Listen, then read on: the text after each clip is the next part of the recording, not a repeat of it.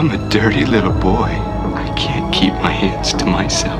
Lying boy. Jason had been violated by his own biological mother since he was 14 years old. Until this day when he turned 30, he finally put an end to it all. I'm not a little boy anymore.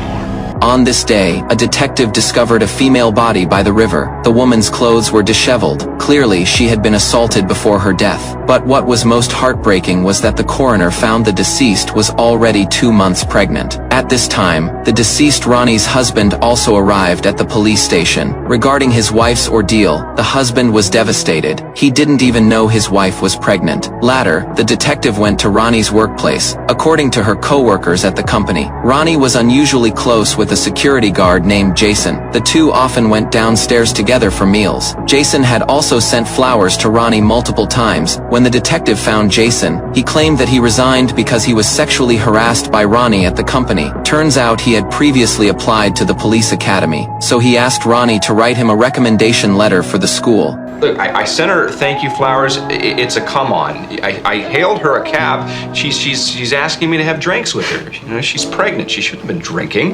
How'd you know she was pregnant? She told me. She told you, but not her husband? Meanwhile, Benson verified with the police academy that Ronnie had actually written 2 recommendation letters for Jason. But what was strange was that the first letter recommended Jason to attend the school. However, the second letter turned into a request to blacklist Jason. Jason's motive for murder became even more convincing. To get Jason to confess sooner, Elliot pretended to be a man who resented women. Combined with the sense of validation Jason craved deep inside, Elliot and Jason quickly hit it off and had a very pleasant conversation. She took my drink. She wrote a letter to the academy saying that I wasn't fit. She wanted me to meet her out in front of some department store. She told me that if I slept with her, she could fix it. We made out, but I couldn't do it. I like her husband. He's a nice guy.